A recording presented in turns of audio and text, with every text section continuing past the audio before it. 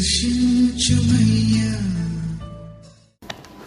అందరికీ ప్రభువైన యేసుక్రీస్తు పరిశుద్ధ నామములో మీ అందరికీ శుభములు తెలియచేయుచున్నాను. ఈరోజు బలపరిచే వాక్యము యెషయా గ్రంథము 41వ అధ్యాయం 10వ వచనము. భయపడకము, నేను నీ దేవుడై ఉన్నాను. దిగులు పడకము, నేను నిన్ను బలపడుతును. నీకు సహాయం చేయవాడు నేనే. నీతి అన్న దక్షిణాస్తముతో నిన్ను ఆదుకొందును. మానవుల యొక్క భయాలు ఎరిగిన దేవుడు, మానవులకు ధైర్యాన్నిచ్చే దేవుడు, మానవులను ధైర్యపరుస్తూ బలపరుస్తూ పలికిన అద్భుతమైన మాటలను జ్ఞాపకం చేసుకుంటూ ఉన్నాం. భయపడకము, నేను నీ దేవుడై ఉన్నాను. దిగులు పడకము, నేను నిన్ను బలపడుతును. నీకు సహాయం చేయవాడు నేనే. నీతి అను నా దక్షిణాస్తముతో నిన్ను ఆదుకొందును. మన జీవితాల్లో అనేకమైన శ్రమలు, కష్టాలు, బాధలు, వేదనలు, సమస్యలు మనల్ని తీవ్రమైన భయాందోళనకు గురి చేస్తూ ఉంటాయి. ఆ సమయాలలో మన శరీర స్వభావము మనల్ని మరింతగా కృంగతీస్తుంది. తీవ్రమైన నిరాశతో, నిస్పృహలతో మనము జీవిస్తూ ఉంటాం. అలాంటి పరిస్థితుల్లో మనము నిస్సహాయులముగాను, బలహీనులముగాను, చేతకాని వారముగాను అనుభూతి చెందుతూ ఉంటాం. అయితే మనము అలాంటి దుఃఖాన్ని పొందకూడదని ప్రభు మనతో తెలియజేస్తున్న మాట భయపడకము అనే మాటను జ్ఞాపకం చేసుకుంటూ ఉన్నాం. ఎందుకంటే దేవుడు మాత్రమే మన భయాలను తొలగించగలుగుతాడు. కాబట్టి ఆయన సర్వశక్తి గల దేవుడు, సర్వాధికారి అయిన దేవుడు, సమస్తము చేయవాడు కనుక ఆయన మాత్రమే భయపడకము అని చెప్పగలుగుతాడు. సర్వశక్తుడైన దేవుడే స్వయముగా మనకు ధైర్యాన్ని ఇస్తున్నప్పుడు మనము ధైర్యముగా ఉండాలి. దేవుని యందు విశ్వాసములో స్థిరముగా ఉంటూ ధైర్యముగా ఉంటూ జీవించాలని ప్రభు నామములో తెలియజేస్తూ ఉన్నా. ప్రభువారు తెలియజేసిన మాట, నేను నీతో కూడా ఉన్నానని అంటూ ఉన్నాడు. నిన్ను విడవను, ఎడబాయనని ఆయన అంటూ ఉన్నాడు. ఆయన ఎంత మంచి దేవుడు, మనకు ధైర్యాన్ని ఇచ్చే దేవుడుగా, శాంతిని సమాధానమిచ్చే దేవుడుగా ఉన్నాడు.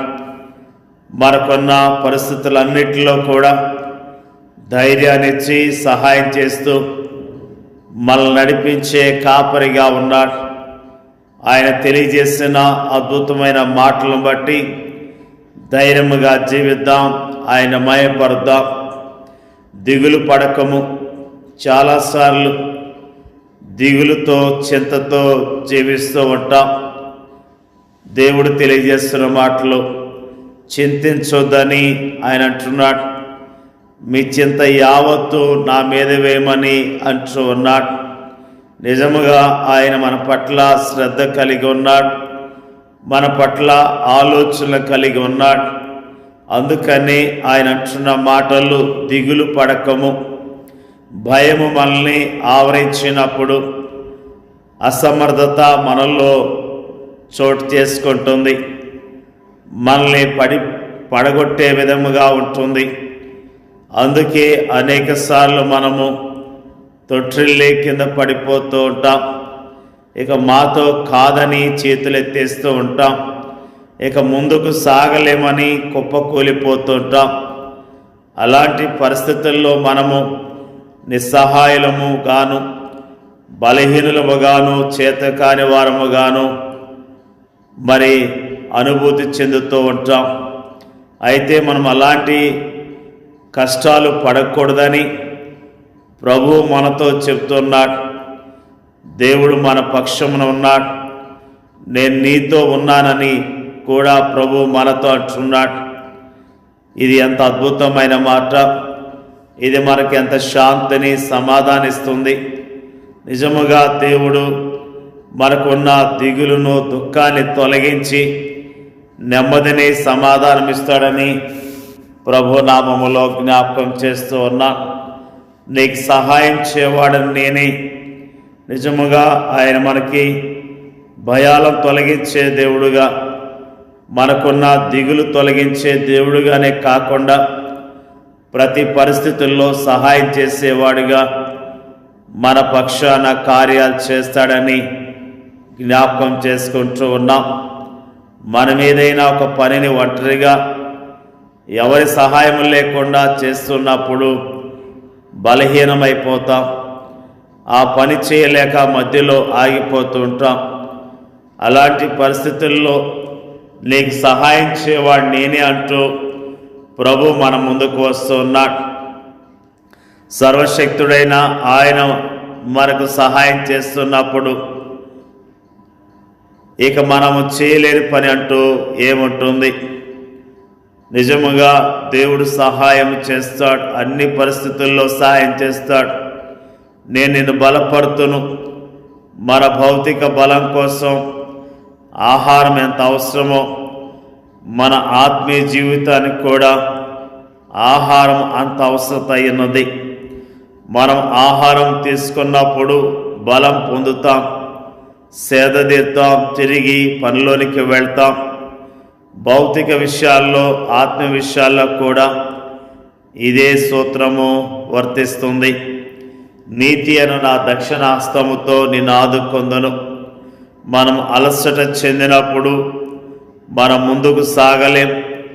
అలాంటి పరిస్థితుల్లో ఎవరైనా మనకు చెయ్యి అందిస్తే బాగుంటుందని మనం అనుకుంటాం.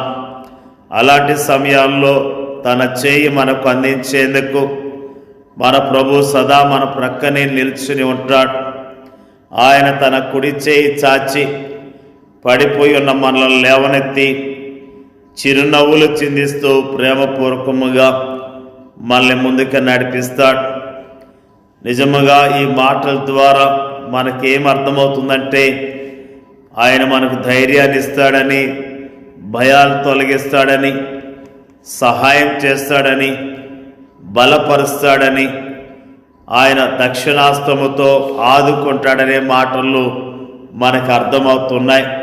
అంటే మనము ఆయన బిడ్డలం కాబట్టి ఆయన మనల్ని ప్రేమిస్తూ ఉన్నాడు. ఆయన ప్రేమ గల దేవుడు కాబట్టి ప్రతి విషయంలో సహాయం చేస్తూ మనల్ని చక్కగా నడిపిస్తాడు. దేవుడు అలాంటి కృప ఇచ్చినట్లుగా ప్రార్థన చేసుకుందాం.